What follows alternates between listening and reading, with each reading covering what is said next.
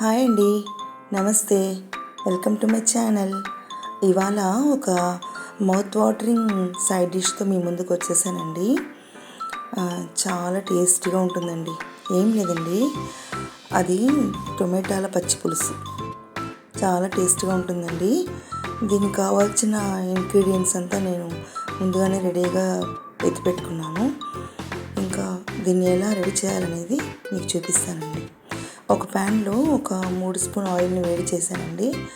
అది వేడిన తర్వాత ఒక 1/2 స్పూన్ ఆవాలు, 1/2 స్పూన్ జీలకర్ర, 1 స్పూన్ మినపప్పు ఇవన్నీ వేసుకొని బాగా వేపుకోవాలండి.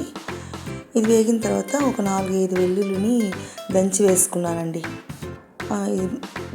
దీంతో పాటే ఒక పెద్ద ఆనియన్ని సన్నగా ముక్కలు చేసి దీంట్లో వేసుకున్నానండి. ఇది బాగా కరివేపాకు కూడా వేసుకోవాలండి. ఇది బాగా వేపుకోవాలండి. బాగా ఎర్రపడేదాకా వేగాలండి. దీనికి కొంచెం మనం సాల్ట్ వేసుకున్నామంటే తొందరగా వేగిపోతుందండి. ఇది బాగా వేపుకున్న తర్వాత నేను 2 టమాటాలని పేస్ట్ చేసి పెట్టుకున్నానండి. అది ఇందులో పోసుకుంటున్నానండి.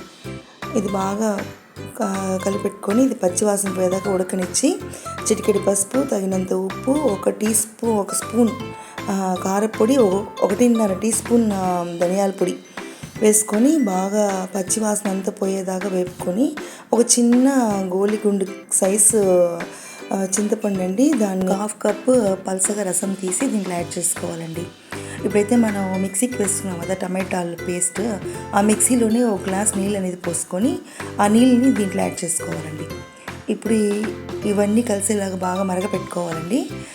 ఈ స్టేజ్లో మనం ఉప్పు అనేది చెక్ చేసుకొని మన సరిపడా ఉప్పు అనేది యాడ్ చేసుకోవచ్చండి. అంతేనండి, టమాటా పచ్చి పులుసు అయితే రెడీ అయిపోయింది. ఇప్పుడు సన్నగా కట్ చేసుకున్న మన కొత్తిమీర యాడ్ చేసుకొని మనం సర్వ్ చేసుకోవటమే.